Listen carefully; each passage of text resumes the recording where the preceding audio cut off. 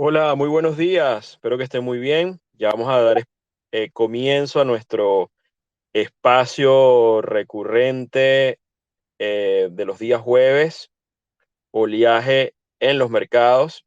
Ya vamos a comenzar. Eh, Estamos aquí haciendo una pequeña pruebita de audio. Por favor, confírmenos con la señal de costumbre si nos están escuchando bien, fuerte y claro. Muchas gracias por conectarse a las personas que estoy viendo en este momento conectadas. Ya vamos a arrancar esta actividad. Gracias, Luis. Gracias. Y Miguel, por acá. Bueno, voy saludando a las personas conectadas, a Luis Alfredo, a Eliu, a Eli, Ángel, Nicolás, a Miguel, em, a Alejandro. Bueno, a todas estas personas que están acá de nuestra comunidad y de nuestro timeline, a Santiago, allá en Quito, a Claudia. Muchas gracias por conectarse en este espacio, a Irán. Bienvenidos a nuestro espacio Oleaje en los Mercados. Les habla Alberto Cárdenas en nombre del Centro de Estudios en Inversión Financiera. Tenemos un oleaje muy especial el día de hoy. Estamos esperando también por acá que se conecte nuestros invitados el día de hoy.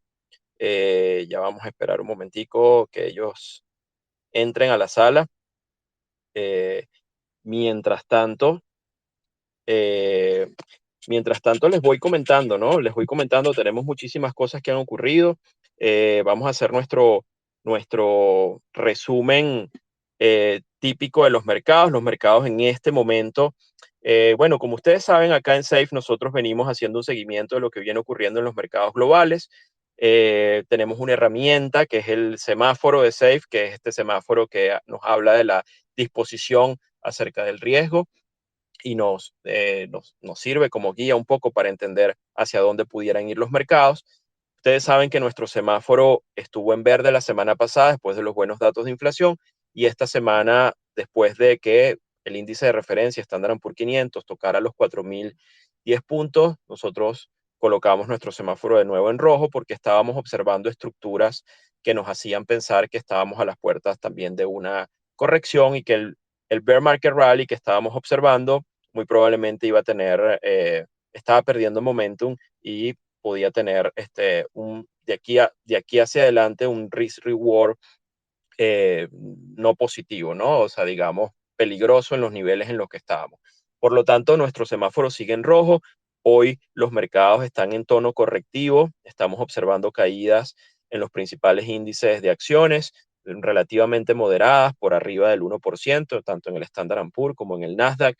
Estamos viendo de nuevo una apreciación del dólar. Estamos en la jornada, el día de hoy, un poquito más temprano, escuchamos los comentarios de Bullard de la Fed, uno de los directores de la Fed, quien ha dicho que las tasas todavía tienen que subir mucho más de lo que se tiene previsto. Él hablaba incluso de un rango ubicado para la tasa de referencia entre el 5 y el 7%. Esto los mercados lo han tomado, por supuesto, como una noticia, pues, hawkish, una noticia donde los activos pues dispararon ventas en los activos, el dólar vuelve a recuperar terreno después de una corrección importante. Y esto pues nosotros hemos venido narrando esta historia en cada uno de los espacios eh, y hemos explicado que después de las elecciones de medio término, perdón, íbamos a entrar en una ventana de riesgo en los mercados y que lo seguimos pensando, lo seguimos creyendo, creemos que donde estamos ubicados es una zona delicada en ventana de tiempo, estamos en un proceso todavía de ajuste de tasas, todavía quedan las subidas de tasas para diciembre, para noviembre, diciembre y posiblemente febrero, y ahora con estos comentarios de Bullard, pues pareciera que las tasas pudieran ir un poco más arriba.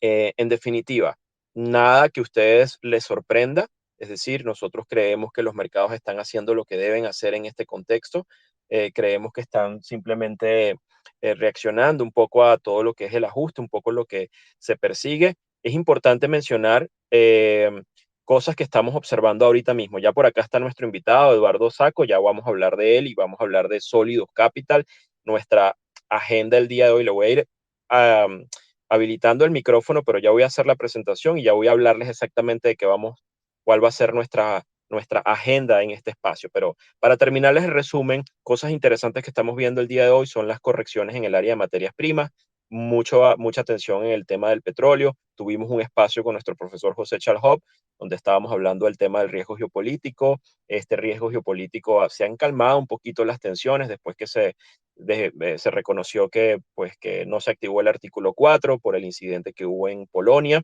Esto lo hablamos en el principio de semana y el precio del petróleo lo estamos viendo corregir, estamos viendo caer, está en unas zonas claves. Es posible que si sigue cayendo pudiera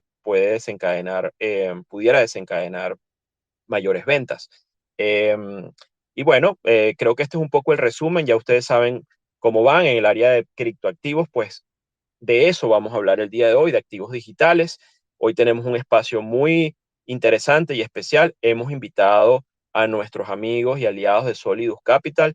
Solidus Capital es una firma con la que hemos trabajado en el pasado y conocemos muchísimo. Es una firma muy reconocida en Latinoamérica que tiene pues distintos servicios en el área de activos digitales y en representación de Solidus Capital nos va a acompañar el día de hoy Eduardo Saco. Para que tengan una idea del perfil de Eduardo, voy a hacerles una lectura un poco de su bio y bueno, es para nosotros un placer que pueda acompañarnos y que pueda darnos un poco de color y de idea de lo que está ocurriendo, ¿no?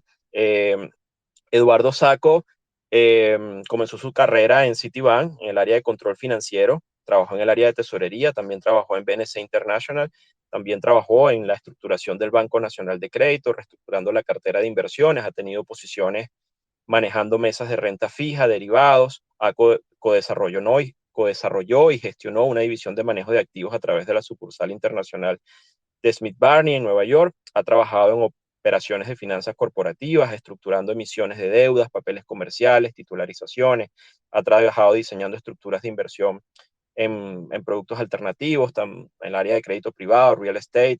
Eduardo ha trabajado y ha cofundado varios broker dealers o casas de bolsa y asesoras de inversión en la región, tanto en Estados Unidos como en Latinoamérica y el Caribe.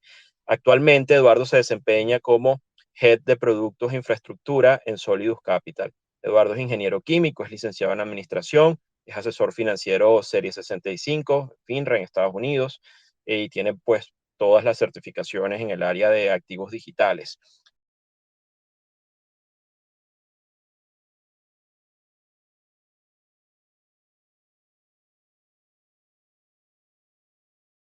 Para nosotros es un gran placer tener esta conversación el día de hoy con nuestros amigos de Solidus Capital y en este caso con Eduardo Saco. Eduardo, vamos a ver si te activé. Creo que todavía no te he activado el micrófono. Déjame ver. Eh, Vamos a ver si ya recibiste la invitación. Eh, y bueno, eh, antes de que comience Eduardo, discúlpame Eduardo un segundito para leer un poquito la agenda, un poco lo que queríamos hacer el día de hoy. Bueno, la idea de este espacio es obviamente, bueno, en primer lugar, conocer un poco qué hace la gente de Solidus Capital, pero por supuesto ellos que son los expertos puedan traer a la mesa y poder conversar qué está pasando con el tema de FTX, hacer como una especie de resumen de lo sucedido, las causas, consecuencias actuales y las que pueden venir.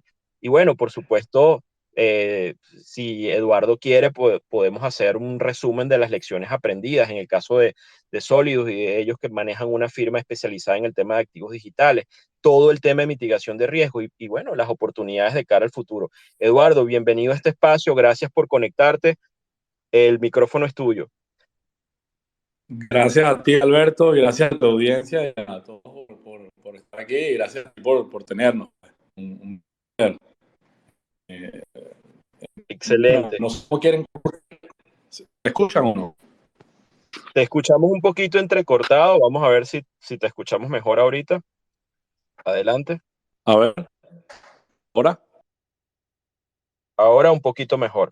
A ver, sí. Bueno, si quieren comenzamos y después terminamos hablando comenzamos hablando un poquito de sólidos primero. Somos una firma que, digamos, comenzamos a través de nuestro desk OTC, ¿ok? Empezamos mucho antes, honestamente, antes de ser Solidus Capital como tal en el espacio, exponernos algunos años quizás. Y bueno, esa entrada temprana nos ha llevado a ver y a convivir con estas subidas y bajadas, ya que es el tercer que vemos en nuestro recorrido por el espacio. Tuvimos operaciones en algún momento, incluso operaciones de mining de Bitcoin en Polonia, en Estados Unidos y en Latinoamérica. Y digamos, arrancamos de lleno con Solidus Capital con nuestro Desk OTC y la idea era ofrecer un servicio, digamos, white glove a clientes de alto patrimonio y a corporaciones que nos hemos dado cuenta que cada vez usan más y más los rieles cripto para pagos. Y a raíz de eso abrimos nuestro brazo de asesoría de inversión, ¿ok? Nuestras licencias que ya tenemos en BVI, desde donde se opera nuestro OTC Desk, y aquí en Estados Unidos tenemos Transmir aprobado en su aquí en Miami y también en Ciudad de México. Hemos ido ampliándonos región y nuestra idea es empezar a abrirnos también a Europa, donde ya tenemos clientes y hacia el Middle East y Asia el año que viene. El brazo de asesor de inversión también nos llevó a abrir un Registered Investment Advisor aquí en los Estados Unidos y también lo propio hemos hecho, estamos ahorita en Europa, empezando por Suiza. Y tenemos una tercera vertiente vertical de nuestro negocio que es relacionada con oportunidades de inversión, acceso a lo que llamamos capital, a invertir en los Facebook y en tesis, nuestro agnosticismo. Creemos que obviamente ha sido nuestra tesis del momento uno, que hay mucho ruido y que hay que hacer la tarea. Y bueno, todo el tema de FTX es una prueba fehaciente de ello, pues de la necesidad de ello. Entonces, con esta introducción, si quieren, pasamos a hablar un poquito de lo que pasó y hacemos un breve, porque bueno, hay muchas lecciones aprendidas aquí detrás de esto, ¿no? De acuerdo, de acuerdo. Claro, Eduardo, queremos definitivamente, bueno, un poco con la experiencia que ustedes tienen en el día a día, que están definitivamente metidos en la candela, en el espacio cripto, todos los días, que nos den su visión de qué pasó con FTX, es decir, qué es lo que pasó y definitivamente, bueno, que nos echen ustedes el cuento, ¿no? ¿Cuál es su visión? Sí. Ok. Bueno, como si ustedes saben, FTX, bueno, era uno de los exchanges de activos digitales más grandes del ecosistema. Son actores relativamente nuevos en el espacio. FTX arrancó prácticamente en 2019, fue que despegó. Y ha sido fue un ascenso meteórico. Bueno, muchas veces todo lo sube rápido, rápido cae, ¿no? Y bueno, de hecho, yo estuve en una operación y levantaron 400 millones en enero, a principios de este año, y creo que alcanzaron una operación de poco más de 32 billions o 32 millones de dólares. Creemos, y yo estoy convencido de esto, que ellos ya cuando viene la implosión del proyecto Terra Luna y el contagio sistémico que subsiguió a esto, Celsius, Road Capital, Voyager, entre otras, ya para nosotros ya venía afectando a FTX, ¿no? Y llama la atención que incluso en junio estaba haciendo adquisiciones, ¿no? Incluso rescatar a DeFi, no la subasta para los activos de Voyager, que fue de la firma con la debacle de la inclusión de Terra Luna. Digamos que era una bola de nieve que para nosotros ya venía cayendo. Pasa, el trigger de todo esto fue que el 2 de noviembre filtra los estados financieros de una firma hermana de FTX, que era Alameda. Y Alameda Research era brazo fondo con el que arrancaron. De hecho, Alameda primero que FTX. Alameda se hace a sí mismo como un DFT hacia, vamos a decirlo, como un hedge fund, ¿ok? De fondo de cobertura, y empezaron haciendo arbitraje y muy exitosos entre el mercado americano y el mercado japonés de activos digitales. Y así es como arranca todo esto, ¿no? De ahí ¿me Eduardo, escuchan o se están disculpa que te cortando? interrumpa un segundito. Está súper interesante lo que tienes contando, pero estás un poquito entrecortado. Los usuarios nos están diciendo que se te escucha un Ah, poquito entrecortado. A ver si me puedes, voy a eh, salir de la... exacto, a ver si puedes conseguir un poquito de más nitidez Ahora en me la escuchan señal. mejor, ahora me escuchan mejor. Ahora sí te escuchamos mucho mejor. Excelente. Irónicamente en el imperio y me está fallando el internet, pero bueno, me salgo del internet. Eso Gracias. pasa, no te preocupes, tranquilo. Por favor, Bueno, continúa. Estabas hablando de las operaciones de arbitraje de Alameda. sí, Muy interesante un poco tus que, inicios, ¿no? que, que de Exacto. hecho esos fueron los inicios del grupo y eso los lleva a crear FTX y bueno, y todo el proyecto que vino después, pero Alameda vino primero, ¿no? Entonces, ¿qué pasa? El evento gatillo viene porque el 2 de noviembre se filtran unos balances precisamente de Alameda y entonces mostraban unos 14.600 millones de dólares, de los cuales 5.800 millones estaban en tokens del mismo FTT, ¿no? FTT era el token de FTX, entonces ahí se empieza a ver un poquito la circularidad, ¿no? Entonces el token, ellos mismos lo habían inflado por un lado y obviamente era el activo, además, o parte de ese activo que garantizaba dinero, que ya vamos a ver, le habían sacado, que era dinero de los ahorristas, digan lo que digan, o de los inversionistas en FTX, ¿no? Entonces ya ahí se empieza a ver uno de los problemas aquí, ¿no? Entonces ahí habían esos 5.8 billones, después había 3.7 billones activos digitales no identificados y luego había cualquier cantidad de tokens de proyectos en que ellos habían invertido, porque ese brazo también invertía en otros proyectos como Serum, Oxygen, Maps, FIDA, muchos de esos proyectos que no arrancaron, que no han arrancado, y que además son proyectos ilíquidos, porque invertir en Venture Capital toma tiempo recoger los frutos de eso, ¿no? De Entonces, acuerdo. Así es. una vez que aparece esta información, empieza como que la novela, ¿ok? Y entonces, bueno, empieza intercambio entre Changpeng Zhao, CC, el fundador de Binance, y Bankman Fried. Pero obviamente cuando esto ya pasa, el daño estaba hecho y es para nosotros ineludible hacer la analogía con la crisis financiera del 2008, porque esto recuerda a Lehman cuando ya prácticamente ahogándose, los últimos manotazos de un ahogado es que le tocas hablar con los rivales como Barclays o Bank of America, ¿no? Para tratar de lograr salvarse. Y fue lo mismo aquí, ¿no? Entonces, es difícil no apostar si eran rivales archirrivales y cómo este ya no era, este fue el último intento ya de Sam Bankman-Fried y esto simplemente es una prueba fehaciente de que esto ya venía tiempo gestándose, ¿no? Entonces, obviamente hacen un preacuerdo para revisar los libros y prácticamente no les tomó ni un día echarse para atrás del posible acuerdo de adquisición, ¿no? O de salvamento, ¿no?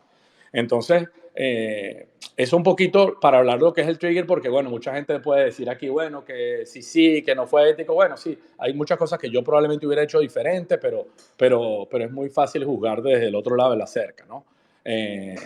Eh, lo que sí no hay duda es que este FTX operó con los fondos de los usuarios. Pues. Ahí no había ningún tipo de controles y ya están saliendo a la luz evidencias de esto, ¿ok? Del grupo interventor. Eh, no había lo que llaman Chinese Wall entre áreas que debe haber dentro de una misma organización, pero aquí además entre organizaciones diferentes tampoco las había, o sea que se exacerbó esto, ¿no? Lógicamente, Así todo, es. todo esto llevó... Estaba leyendo que, sí, perdón. disculpa Eduardo, que solo mencionarte que hoy salían las publicaciones del liquidador de FTX, de FTX, que decía que, bueno, que no había visto nada así en su carrera, ¿no? Un poco el tema, tú sabes, de explicando lo que se está encontrando, o el desastre interno, lo que tú estás hablando, definitivamente. Sí, tal cual. Entonces, claro, obviamente cuando tú además tienes esto soportado con un token que a la vez tú mismo lo estimulas con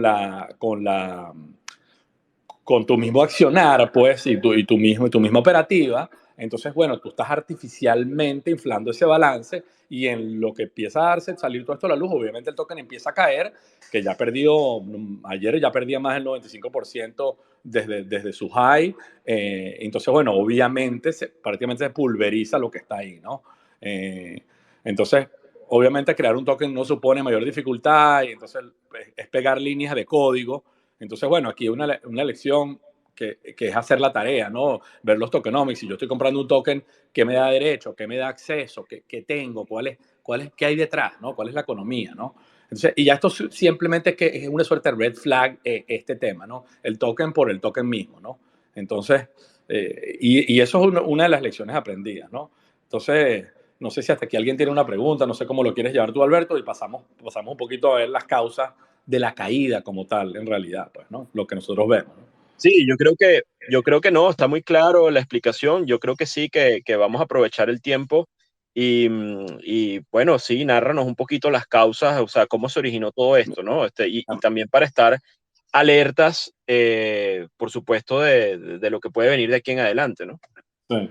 Mira, lo primero y que es evidente, ¿no? Hay una carencia de gobernanza y de checks and balances y lo que llaman las murallas chinas o los Chinese walls, que es típicamente se habla mucho de los Chinese walls o las murallas chinas en banca de inversión, porque tiene que haber barrera entre áreas, porque por ejemplo, si tú eres el banquero de inversión que le está estructurando alguna empresa, tú tienes información privilegiada sobre esa empresa. Y por el otro lado tienes los traders que toman posiciones o venden eh, activos a los clientes o compran. Entonces, bueno, obviamente esa información privilegiada puede ver lo que llaman insider trading o front running, que es poner tus intereses por sobre los del mercado o los del interés. Entonces, por eso se habla de Chinese walls. Aquí, como te digo, esto fue llevado al extremo y esto lo apuntaron esta mañana los que ya, el grupo interventor que ya entró, por ahí salieron unas declaraciones ya esta mañana, que lo que tú decías, Alberto, que nunca había visto tal nivel de desorden y descontrol, ¿no?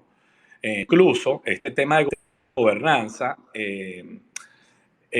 Chamath Palihapitiya de Social Capital, que fue un early investor en Facebook muy famoso, le hizo unas recomendaciones cuando le hicieron el pitch para invertir en FTX. Y dos de las tres recomendaciones que hicieron para considerar evaluar la inversión tenían que ver justamente con, primero, formar un consejo o una junta administrativa y después dar ciertas garantías en torno a las transacciones con afiliados y contrapartes relacionadas. La respuesta literalmente, y lo voy a poner lo más light que lo puedo poner, es que los mandaron al demonio, ¿ok? De FTX. Entonces aquí se ve también la soberbia del grupo y bueno, la falta de todo esto de ética y de correctos manejos, ¿no? Luego el tema es la manipulación de mercado, que ya de por sí eso también es un delito, porque están inflando el precio de tokens que a la vez eran parte de empresas del grupo y que además usaron como colateral para apalancarse contra los ahorros de la, de la gente o el dinero de los clientes, ¿no? Que decían además que no tocaban, ¿no? Entonces imagínense la cadena de fechorías una tras otra, ¿no? Sí, todo Eh, mal, todo mal. esto obviamente lleva al otro punto, que es usar el dinero de los clientes, lo que ya rayan un delito, pero además darle un uso irresponsable, ¿no? Prestarlo a otra actividad del grupo y además invertirlo en proyectos dudosos, pues, estilo venture, que además, como decía antes, son típicamente de largo plazo y riesgosos, ¿no? Entonces, y esto te lleva a otro punto más, que es violentar un principio básico de las finanzas, ¿no? Un principio de correspondencia. Tú estás usando activos y posiciones a corto plazo para financiar posiciones de largo o muy largo plazo, ¿ok? Entonces, otra vez, lo irresponsable del tema. El tiempo lo va a decir, pero yo intuyo, y lo puedo decir por un par de estas inversiones, pero que había inversiones fallidas y quizás fraudulentas. Entonces, es difícil pensar que por más inteligentes que puedan ser, con tan poco control, es muy probablemente que también haya poco análisis, poco due diligence a la hora de hacer las inversiones, ¿no? Entonces, obviamente también esto toca con el tema de que ellos se jactaban que tenían muy poca gente y mira todo lo que hacían. Bueno, pero puedo hacer mucho y mal, ¿no? ¿Ok? Entonces, bueno, eso te lleva a la debacle, pues, ¿no? Entonces, bueno, y obviamente la manipulación de las cifras y los balances, porque precisamente estos activos ilíquidos no estaban valorados a los precios correctos y si están inflados y si son ilíquidos, tú lo puedes mantener arriba mucho tiempo, ¿no? Entonces, obviamente muchas de esas posiciones en esos balances estaban a valoraciones o están a valoraciones que no hacen ningún tipo de sentido, ¿no? Entonces, bueno, Eso me eso un lleva, poquito.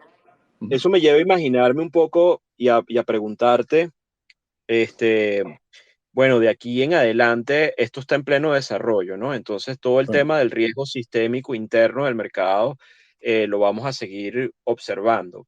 ¿Cómo ponderan ustedes la magnitud del evento y Sí, qué pudiera ser las consecuencias que pudiéramos seguir viendo, ¿no? Con otros sí, jugadores, otros actores, otros servicios en el sí. espacio cripto que puedan verse afectados por toda esta debacle que trajo la gente de FTX, ¿no? Mira, lo primero, bueno, vamos a hablar de las consecuencias ya inmediatas, las evidentes, ¿no? Vamos, y después nos vamos como dices tú, a ese efecto, cascada, efecto contagio, esta cadena de eventos, ¿no? Porque esto es lo que podría ser un Minsky moment, ¿no? Que van cayendo granos, granos, granos en una torre hasta que cae un grano y bueno, que era un grano grande y viene la avalancha, ¿no? De Pero lo acuerdo. primero, la primera, ¿ok? Empleados, advisors, Perdón, préstamos. perdón, te perdí Sí, brevemente. La primera cosa, la de primera nuevo, consecuencia es lógicamente es la posible o pérdida de activos de clientes. Muchos empleados tenían dinero ahí, advisors que manejaban sus cuentas de clientes ahí, eh, eh, préstamos, etcétera. Lógicamente, eso es lo básico. Préstamos me refiero a gente que tenía a FTX del otro lado del trade como deudor, ¿no? Entonces, claro, la pregunta aquí es, ¿hay esperanza para los acreedores? Bueno, eh, según FTX y Alameda, obviamente, claro, a ellos no se les cree ni el Padre Nuestro ahora, hay más activos que pasivos, yo creo que es exagerado, eso, y las esperanzas de que venga un White Knight, un caballero blanco a salvar un consorcio, lo suficientemente grande como para tapar el hueco, en la medida que pasa el tiempo, ya prácticamente yo lo veo muy poco probable, ¿no? Lo que sí es la verdad es que, bueno, la situación en que están y a lo que se enfrentan, van a tener que buscar hacer todo lo posible para reembolsarle a los usuarios, al menos parcialmente, ¿no? Entonces ese es como que el silver lining ahí, porque bueno, si yo me veo en esa situación, lo que me puede tocar y venir por todo lo que hemos hablado hasta ahora de lo que se hizo mal, las consecuencias pueden ser tales que obviamente hay un incentivo muy grande para tratar de paliar esto, ¿no? Entonces, la siguiente evidente es la caída estrepitosa del mercado porque, bueno, el mercado se anticipa a este efecto contagio, ¿no? Y de hecho, el 10 de noviembre ya el mercado había caído, ¿sabes? No sé, había perdido más de 300 billions en el activo entre el 10 y el 11 de noviembre, ¿no? Entonces, y eso ha seguido pasando. Entonces, bueno, obviamente todo esto porque, bueno, hay mucha desconfianza y esto se suma a todo el entorno macro que tú comenzabas un poquito al principio, ¿no? Todo apunta a que vamos a una recesión, tenemos una curva invertida persistentemente y creo que esto no se veía hacía 40 años, el tamaño de la inversión en la curva que hay entre el tesoro de 10 años y 2 años y eso por lo general apunta a que hay una recesión en puerta, ¿no? Y todo el mundo habla de lo duro que está el empleo, pero el empleo es lo último que se ve, ¿no? En estos casos, ¿no? Eh, entonces, creo que eso va a así es. empezar a pasar, ya lo estamos viendo con los despidos en general, ¿no? Y no me refiero y ni hablar de los que va a haber en el ecosistema de activos digitales, ¿no? Entonces, luego viene el tema, ahorita sí tocar el tema de efectos contagios, ¿no? Entonces, lógicamente, bueno, ya tú lo estás viendo, ellos tenían, Solana había una relación muy cercana, ellos tenían mucho token de Solana, el token de Solana se ha ido al piso prácticamente, y luego en general otra vez eso está pasando con el DES, ¿no? Entonces, bueno, la pregunta es, ya empezaste a ver también, obviamente, si cae el mercado, esto afecta a las compañías que hacen mining, a las mineras, ¿ok? Porque obviamente esto afecta el precio de Bitcoin y como ustedes saben, las compañías de minería dependen, ellos minan y su fuente de repago de sus deudas, porque es un negocio que depende de infraestructura, ¿ok? Esos equipos de minería, y lógicamente eso lleva a que más de una, a un Bitcoin a 15, incluso las mejor llevadas a precio de un Bitcoin de 12.000, 13.000, ya empiezan a pasar aceite también, ¿no? Entonces, eso es otro punto, ¿no? Eh, Luego ayer vimos el tema de Gemini, de Earn Gemini y Gemini Earn, que Gemini es uno de los exchanges más serios y del ecosistema también, de los más institucionales, pero ellos tenían relaciones con, por ejemplo, un jugador como Genesis, ¿ok? Y bueno, uno piensa y uno dice, bueno, pero Genesis es un actor. Sí, lo que pasa es que Genesis fue el primer desk OTC de Bitcoin que se fundó en 2013, ¿no?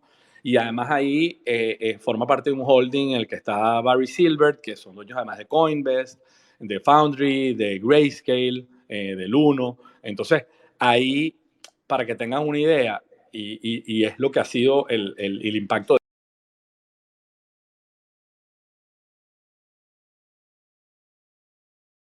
todo esto uno tras otro, ¿no? El dominó.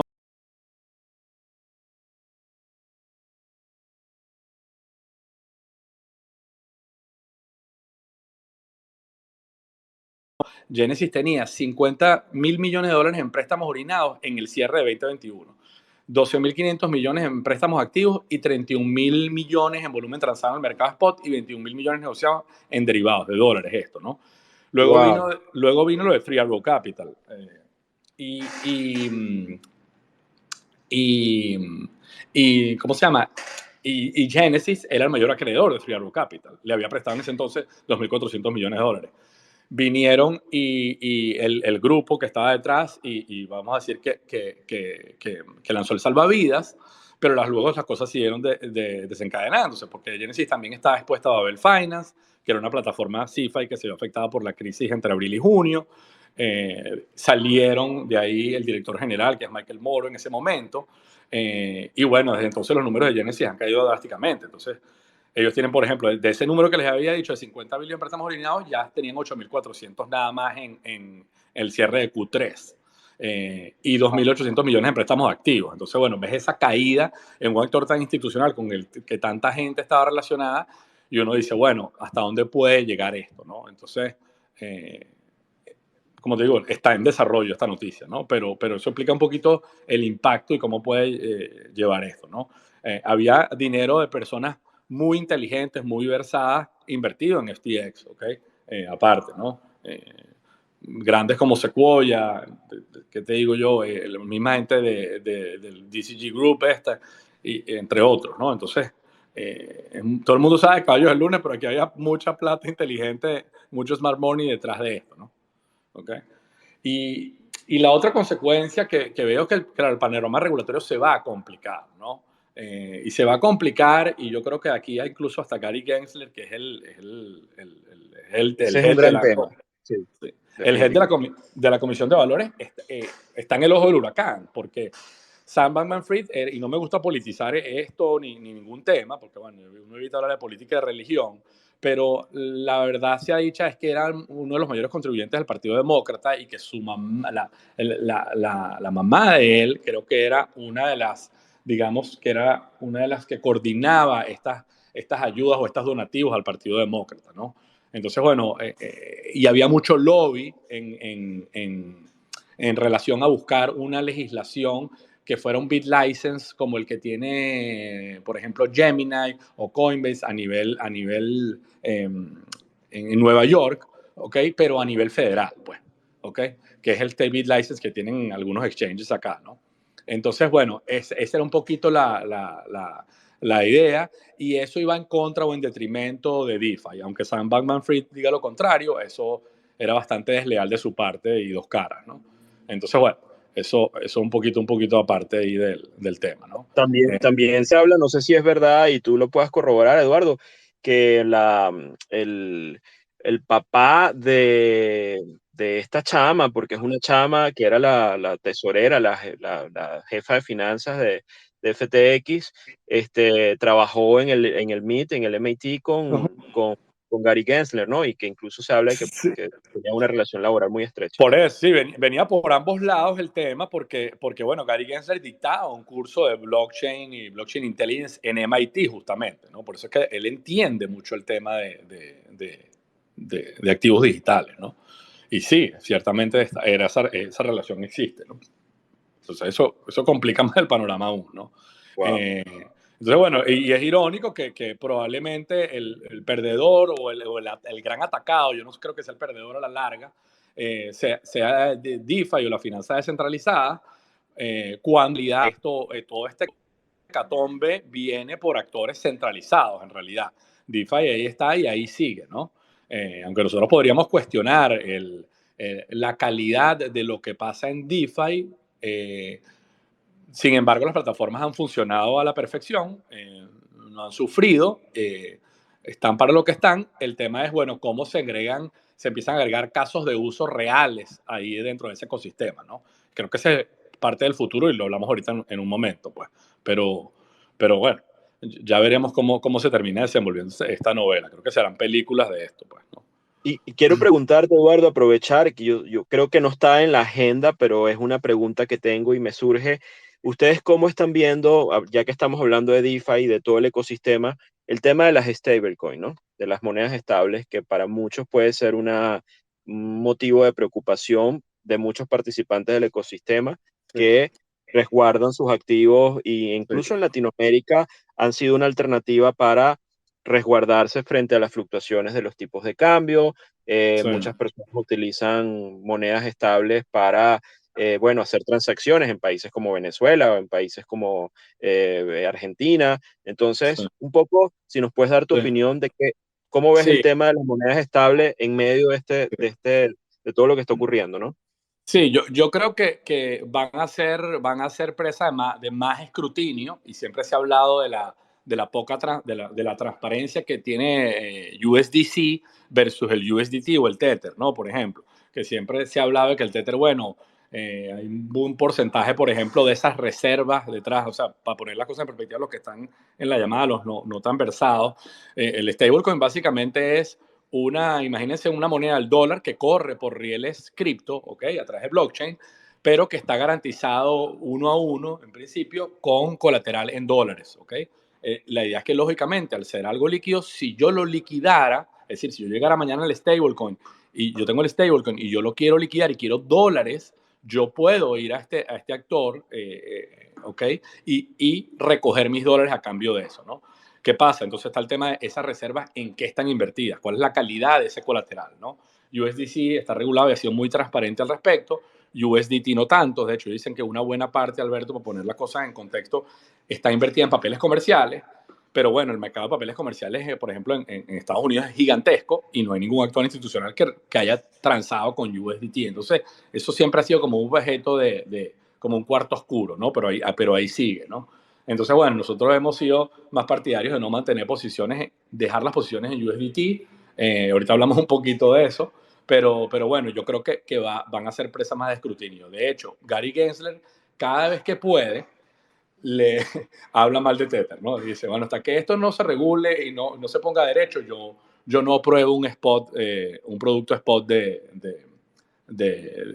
Bitcoin, ¿no? Que permita posición a Bitcoin. Entonces, bueno, otra vez, es algo eh, que bueno, ya veremos qué pasa, pero creo que va a venir más escrutinio alrededor de eso, ¿no? La Y, utilidad y para mí creo que se van a seguir usando y mucho en la periferia sobre todo, y en la periferia digo, como tú decías, Latinoamérica, África, en países donde tenemos inflación de 2 dígitos, los rieles cripto, Bitcoin son una alternativa tanto para tener tu dinero cuando son países con, otra vez, donde tu dinero pierde poder de compra en el día a día, donde no hay alternativas de ahorro, es una solución, es una alternativa, digan lo que digan. De hecho, la adopción incluso de Bitcoin, de los rieles de pago, el Lightning Network de Bitcoin, ha ido lentamente, pero seguramente creciendo, poco a poco, otra vez en la periferia, países como Venezuela, Argentina, Brasil, otra vez países del África subsahariana, cada vez se usan más y más, ¿no? Entonces, bueno, eso es lo que esto es muy interesante porque yo creo, y yo lo he dicho, lo hemos mencionado mucho en Safe, y hemos tenido además invitados, equipo de sólidos en otras clases y nos han dado su visión. Y hemos siempre este tema, esta carrera de estos dos activos principales para la luz de la gente que sigue el espacio cripto, los referentes son Bitcoin y Ethereum, ¿no? Como uh -huh. tokens, como referentes un poco del mercado, tanto por capitalización de mercado, por todo lo que ocurre alrededor de ellos. Y esta prueba de fuego a mí me parece muy interesante porque pudiera ser algo que termine capitalizando, en el caso de Bitcoin lo veo como más favorable para el tema de Bitcoin, pero el tema de Ethereum, ¿no? Porque ahora se ha hablado mucho de ello y como viene una regulación más fuerte, bueno, se escribe acerca de que el regulador está hablando de Ethereum como un security, que va a venir todo un tema de escrutinio mucho más fuerte.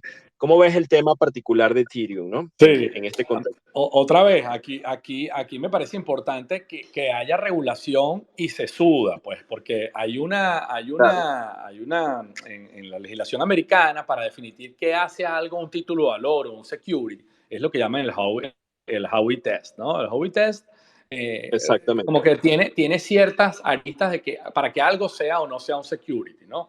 Entonces, ¿qué pasa? Si tú mantienes esa línea, Ethereum está en un área gris que probablemente no sea un security, porque una cosa es que yo pueda poner los Ethereum al servicio de algo y por eso me remuneren, pero eso no necesariamente lo hace un security, que es lo que está pretendiendo hacer el regulador, ¿no? O asomando, ¿no? Y otro argumento que usa, que para mí es cuestionable, es que dice, bueno, lo que pasa es que promete un retorno, sí, pero es que el activo como tal no tiene un retorno. El prestar el servicio, que en este caso poner cierto capital en stake en un nodo validador para validar transacciones, como saben, el Ethereum que migró a un vamos a llamarlo, un mecanismo de validación que es de aprobación de transacciones, validación, que no es como la minería que requiere la prueba de trabajo, que requiere energía y máquinas minando, sino que pones capital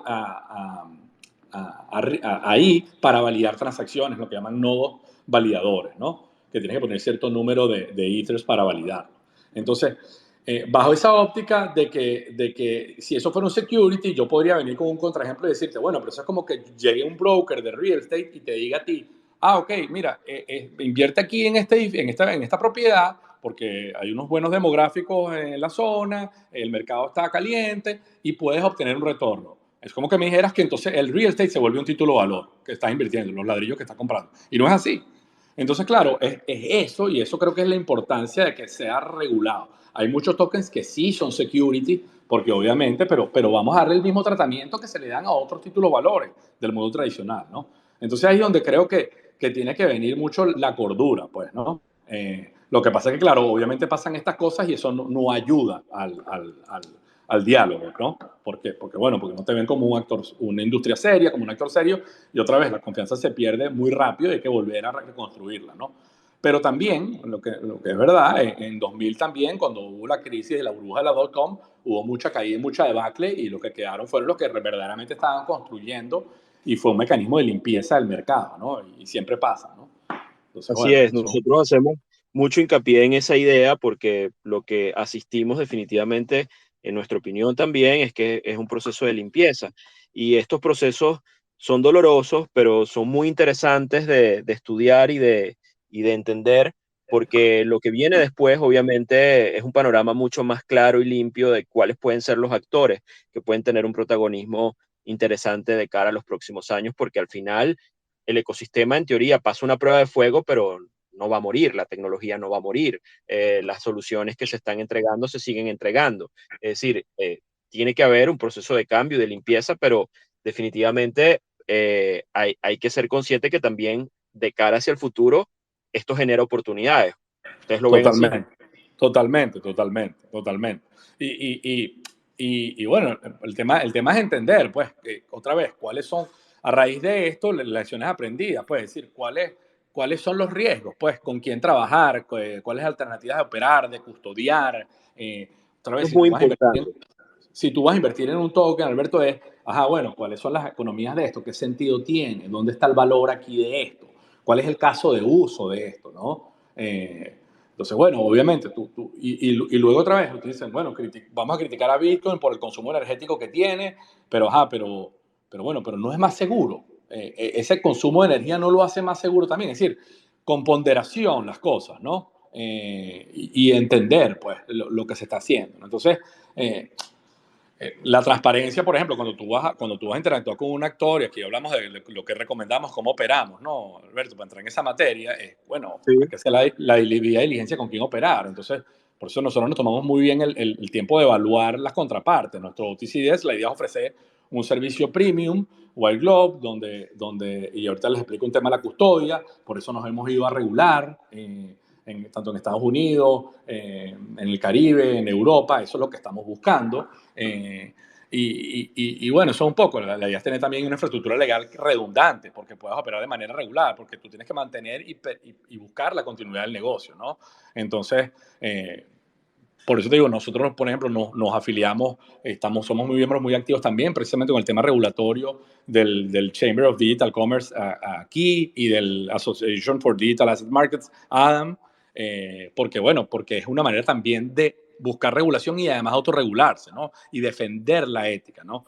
Y como dicen los americanos, no es lo mismo como dicen los americanos, timing the market beats timing the market, ¿no? Entonces es hacer las cosas con calma, ir construyendo y seriamente y sin arriesgar especialmente el dinero de los demás, ¿no? Entonces, la idea, por ejemplo, cuando nosotros hacemos una operación de compra-venta para un cliente, nosotros prácticamente eliminamos el riesgo de contraparte. Yo no escondo comisiones, yo te digo, yo te proveo liquidez y operas es conmigo, no con un tercero. No es que, no, es que dependo de fulano, ¿no? Entonces, eso es parte del tema. Luego después, para mí ser responsable que en el OTC nosotros interactuemos con exchanges y mucho menos con tokens emitidos por exchanges. Que otra vez, si carecen de un fundamento utilitario, si tiene un fin o un business model sólido atrás, ya de por sí es un red flag, ¿no? Entonces, y eso termina en tragedia, ha pasado una y otra vez ya, ¿no? Entonces, y el otro tema aquí, que es una parte de la enseñanza, antes de tocar otro punto clave, que es el tema de la gobernanza, cómo se controlan los flujos de dinero y de activos. O sea, tú dices, bueno, ¿cómo se aprueban las transacciones? ¿Qué controles hay para evitar malos manejos? En FTX había un backdoor en el sistema de contabilidad que se construyó con software a la medida. Ya eso salió a la luz, pues, también, ¿no? Entonces, nuestra solución de custodia base con Fireblocks, los activos de cada cliente está segregado y separado. Cada cliente tiene su vault. Incluso tú puedes ver on-chain si están o no están tus activos y dónde están. Tú lo puedes ver. Entonces, y luego tenemos grupos y niveles de aprobación dependiendo del tipo de transacción a fin de garantizar la gobernanza. ¿No? Que se pueden volver locos dos tipos que se encompincharon para sacar los activos de los clientes. Y es mejor esto incluso que depender de la promesa de un proof of reserves, que es lo que están diciendo muchos exchange ahorita. Que, por cierto, esa prueba de proof of reserves está muy bien que me enseñes el activo, pero enséñame el pasivo también, porque quiero ver Correcto, cómo están los de dos lados acuerdo. del balance, ¿no? No me digas que tienes los activos, sino dime cómo los estás garantizando también, ¿no? De Porque acuerdo, otra vez volvemos porque al tema de los tokens. mucho se ha hablado también de transacciones de último momento para engrosar esos balances, ¿no? Sí, Y totalmente. exacto. No, y hay circularidad. Si tú ves en el blockchain, si tú ves, había circularidad como que hay un reciclaje para inflar también el valor del token. Entonces, bueno, esa circularidad obviamente termina en tragedia cuando viene la corrida, ¿no? Pasó con Luna y Terra, pasó aquí, o sea, se repite. Le pasó incluso al Banco Central de Japón, sin ir muy lejos, que hubiera el yen como estaba a principios de año y De donde está acuerdo. ahorita. Pues es un juego peligroso, ¿no? Ese juego de circularidad, pues, ¿no? En caso del Banco Central de Japón para mantener el PEC del bono del gobierno del tesoro a 10 años. ¿No? Entonces, otra vez, la tesis parte del agnosticismo y hacer la debida diligencia. Entonces, no es lo mismo tener la plata en un exchange que en un custodio regulado, y dentro de ese custodio regulado no es lo mismo mecanismo, un sistema de custodia que depende de un tercero y que la garantía la otorgue una auditoría proof of reserves, ¿no? Que tener acceso a las llaves o tener la visual de tu wallet, como lo ofrecemos nosotros, y que los puedes ver con un simple explorador, ¿no? Y Alberto, y va más allá de que alguien venga y le pueda meter mano a los activos o los temas de gobernanza que hemos hablado hasta ahora. ¿Qué pasa si tienes los activos de los clientes separados, pero todos en una misma bóveda, y te ponen un red flag porque hubo un actor o una lista sancionada, etcétera, y te congelan un wallet? Estás congelándote Exacto. los activos de todos los clientes. Correcto. Entonces eso le puede pasar a un banco también. Entonces, eso es importante también, ¿no? Y eso es compliance desde el punto de vista tradicional, eso es el entendimiento de riesgo. ¿Qué es lo peor que puede pasar, no? Entonces, bueno, otra vez, esto también lleva a otro punto, que es tener cuidado con contrapartes cuyo grupo no está regulado. Ay, qué fácil fue hacer este onboarding, qué fácil, aquí no hay compliance. Suena muy bien al principio para operar con bancos de segunda, pero bueno, ya tú sabes, atente a las consecuencias porque cuando se ponga chiquito, eso es para lo bueno y para lo malo, ¿no? Bueno, entre comillas, ¿no? Entonces, otra vez, ¿no? Entonces, claro, obviamente, por eso es la parte de nosotros de regularnos, porque eso es lo que te da acceso a actores tradicionales. Y el tema de controles, los actores tradicionales serios, proveedores de servicios bancarios o de FX, en nuestro caso, para potenciar el OTC y ofrecer facilidades, obviamente el escrutinio de ellos es mayor y no solamente es cómo está tu balance, cómo son tus licencias, sino cómo operas, cuál es tu gobernanza. Y todo eso te lo escrutan, pues, de alguna manera. Entonces, y eso es importante, ¿no? Entonces, parte de nuestra idea también es ese agnosticismo de ofrecer alternativas de custodia que se adapten a las necesidades de cada cliente, porque no todas las soluciones son iguales. Aún incluso con un actor reconocido como Coinbase, por poner un ejemplo, con que mantenemos una relación estrecha, por cierto, tú abres una cuenta en coinbase.com y eso al final es un exchange. Y tú puedes comprar y vender activos digitales a cambio de dinero efectivo. Entonces, ahí Coinbase almacena tus activos. Es lo mismo que está haciendo FTX. Entonces, si tienes el tema de Proof of Reserves y todo el tema, pero vuelves otra vez y caes en un tercero, ¿no? Y bueno, otra vez, eso es periódico. En esos in-between, en ese intermedio entre una auditoría y otra auditoría, pueden pasar cosas, ¿no? Entonces, Coinbase Wallet, en cambio, por ejemplo, es una cartera wallet estilo autocustodia. Pues entonces ya las claves privadas se almacenan directamente en tu dispositivo y no dentro de un ente centralizado como Coinbase.com. Entonces, bueno, ahí incluso hay diferencias, ¿no? Hay distinciones, ¿no? Entonces, bueno, eso es un poquito lo que nos hemos enfocado y obviamente nos ha rendido frutos, pues en tanto y en cuanto hemos empezado a recibir demanda de nuestro UTC Desk, que es nuestra puerta de entrada, y clientes que obviamente se han venido interesando en nuestra parte de soluciones de custodia y de inversión de activos, en nuestro brazo de asesoría financiera, que nosotros llamamos Wealth, eh, porque obviamente están buscando esta seriedad y esta tranquilidad y esta manera de operar, ¿no? Entonces, como le digo, ese proceso de construir como la hormiguita obrera durante tantos años, ir lento pero seguro, nos ha llevado a donde estamos ahorita y obviamente cada vez tenemos más acceso a mejores y mayores contrapartes, nuestra solución es robusta y otra vez, ese esfuerzo se remunera y se recompensa al final del día, pues. Porque bueno, evitas estos problemas, pues, que no son poca cosa. Para muchos, fruto del trabajo incluso de negocio, de años y años de trabajo, no solamente de ahorro de una persona, sino de mucha gente, porque otra vez gente estaba operando dinero de gente y manejando dinero de gente en estos exchanges que aparentemente eran serios, pues, ¿no?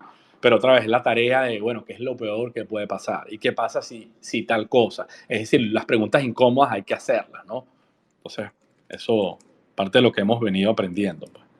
De acuerdo, de acuerdo. Bueno, bastante extenso. Y te hago un poco para ir cerrando esta conversación, Eduardo, que está por demás interesante y la verdad es que nos encantaría tenerlos luego y de una vez los invito para una próxima oportunidad porque como lo decimos, esto está en tiempo real, ¿no? Y van a seguir ocurriendo cosas y probablemente vamos a necesitar, por supuesto, mayores luces. Pero la pregunta es, ustedes que también son asesores de inversión, que manejan fondos, que están obviamente con una posición importante en activos digitales, de cara al futuro, ¿no? De cara a la visión, digamos, obviamente en este momento mucha gente puede ver esto como un apocalipsis, una debacle del ecosistema, esto murió y se acabó. Por cierto, que también escuchamos ahora mismo el tema de unas pruebas que se hicieron en Nueva York o se están haciendo en Nueva York con el tema de las monedas digitales, en este caso de los bancos centrales, en este Ajá. caso Estados Unidos, Sí. que es otro tema interesante y que va a ser una tendencia. Pero bueno, de cara al futuro, Eduardo, ¿cómo ven ustedes el espacio de los activos digitales? Por supuesto, no te voy a pedir, ustedes no tienen la bola de cristal, nadie la tiene, pero un poco, bueno, esa idea de qué cosas ven de cara al futuro y un poco para que las personas también se lleven una idea de que está viendo sólido, ¿no? Sí, mira, yo lo que veo es, obviamente, este proceso de limpieza lleva a cosas, creo que era Schumpeter que hablaba de destrucción creativa, ¿no? Y como todo, creo que van a salir cosas buenas de esto después de todo lo malo. Creo otra vez la profundización del uso de reales criptos para pago en la periferia, lo estamos viendo incluso en trade finance, en corporativos, que nos usan, incluso nos pueden usar como suerte de escrow agent y evitando los costos que implica tener que usar cartas de crédito, por ejemplo, además del tiempo y la velocidad y el menor costo, lógicamente. En el caso de DeFi, como te digo, ahí está funcionando como tenía que funcionar. Lo que sí creo que va a pasar es que van a empezar a ir casos reales, ¿ok? No creemos y no creemos nunca en el tema de lo que llaman el yield farming, que es un arbitraje dentro del DeFi, por ejemplo, basado en que más gente entre y entre en el espacio. Eso no tiene un caso de uso real, ahí no hay yield en realidad, no hay retorno real. Creemos que eso va a tender a pasar. Lo mismo en Web3, casos reales, ¿okay? En blockchains incluso privadas.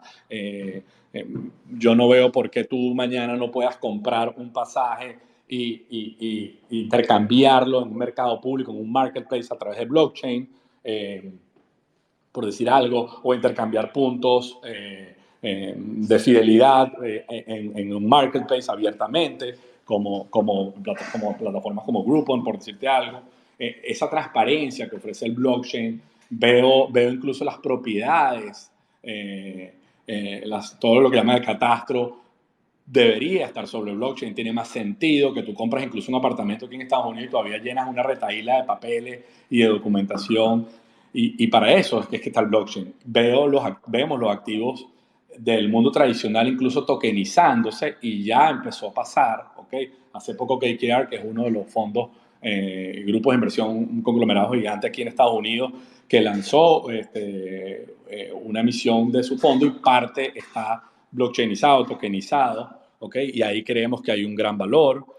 Vemos profundizándose el caso de rieles cripto para pago y como medio de pago en la periferia, otra vez en países del África subsahariana, en Latinoamérica, y obviamente a la medida que más y más actores lo usen, se va a volver ampliamente comercio y eso además va a llevar a estabilidad. Por ejemplo, en el caso de Bitcoin, yo creo que la función de reserva de valor de una moneda, por ejemplo, precede, y esto es historia de la civilización, esto no lo digo yo, a la función de medio de cambio o medio de intercambio. Entonces, y eso ha pasado, lo que pasa es que ha pasado muy lento. Uno piensa que, bueno, que 10 años o 12 o 14 años es mucho, pero no es nada, ¿no? En este tema, en este camino a la adopción, ¿no? Y más cuando hay estas caídas, ¿no? Que la gente empieza a dudar, pues. Entonces, nosotros sí vemos un optimismo. Parte de nuestra tesis, lógicamente, es hacer la tarea en la parte de invertir en activos líquidos y también buscar invertir en compañías que están haciendo cosas diferentes, ¿no? Tecnologías distintas. Por ejemplo, nosotros invertimos hace poco en una compañía israelí que se llama Chain Reaction, que están desarrollando unos chips para minería y además estaban trabajando en una cosa que se llama encripción homomórfica, que básicamente es cómo puedes, a través de un chip o procesar data que está en la nube sin tener que desencriptarla y hacerle data analítica a esa data sin tener que desencriptarla. Entonces, no violentas el tema de privacidad de datos, ni la expones a disposición de actores maliciosos. Ese tipo de cosas son trascendentes en el espacio, ¿no? Y tienen que ver con esto, ¿no? Entonces, de eso se trata, pues, ¿no? Y creo que como dice Peter Diamandis, el futuro es más rápido de lo que uno se imagina, ¿no? De lo que uno piensa, ¿no? Así es. Y hay mucha gente brillante e inteligente trabajando en el espacio y otra vez, pues, y esto sí definitivamente es poder para la gente, ¿no? Entonces, bueno, ahí es donde de repente compite este tema de permissionless, descentralización, con de repente esas monedas de Banco Central, que más bien lo que van a darle es más control a los entes centrales, ¿no? Entonces, De bueno, acuerdo. pero todas las revoluciones son así, las revoluciones no son pacíficas. Entonces, Sí, entonces en general no lo son, pues, ¿no? sí. Entonces, Oye, muy interesante, Eduardo. Y yo quisiera también, y esto un poco porque lo hemos consumido y el trabajo que hacen de investigación con los reportes en español, porque hay mucha información en inglés, ¿no? Pero la verdad es que a mí en lo particular nos gusta mucho el trabajo que vienen haciendo en el equipo de research de ustedes, de Solidus. Y la pregunta es, bueno, todo el que quiera acercarse a ustedes o leer un poco el trabajo de investigación, conocer un poco las visiones, qué pueden hacer un poco para contactarlos o mira, si hay forma de que puedan leer los reportes, etcétera. eh, mira, soy poco activo en Twitter, pero nos pueden escribir a info@soliduscapital.i latina o Solidus Capital, info@soliduscapital.i latina o. Y bueno, nada, para agregar a nuestra base de datos, a nuestra lista de... Nosotros tenemos un newsletter que normalmente nos sacamos todas las semanas, sacamos reportes también de inteligencia, y bueno, si tienen algún interés en conocer o saber más de nuestros productos y servicios, bueno, por supuesto que a la orden, que dispuestos a atenderles y bueno, aquí estamos. Pues parte de nuestra misión, sobre todo, y estamos en ese trabajo, es llevar todo esto, Alberto, toda esta plataforma tanto de compra-venta de activos digitales, como la parte de asesoría, como la parte de capital, de oportunidades de inversión, es llevarlo a una plataforma 360 que permita acceso a todo esto. Y apareado en eso, en esa misión de nosotros es precisamente educar a los inversionistas y venimos también próximamente con una herramienta educativa de la cual se saldrán cursos, materiales educativos, etcétera, ¿no? Pero es parte de nuestra razón de ser, pues. Excelente, Eduardo. Bueno, nada, queda agradecerte por tu tiempo, a la gente, a ti y por supuesto a tu equipo, al equipo de Solidus. Para nosotros, bueno, yo no me considero un experto de activos digitales, estoy aprendiendo todos los días, nosotros estamos aprendiendo y como estoy seguro que muchos de los que se conectaron acá, algunas veces puede ser algo complicado entender algunos temas tecnológicos, pero poco a poco uno va adquiriendo y va entendiendo cada vez más los casos de inversión.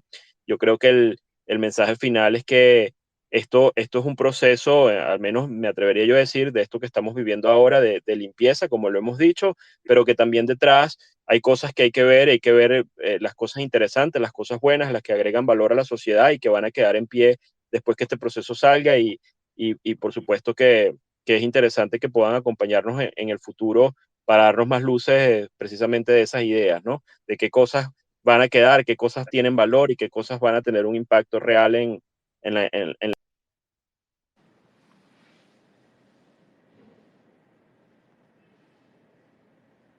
¿Aló, aló?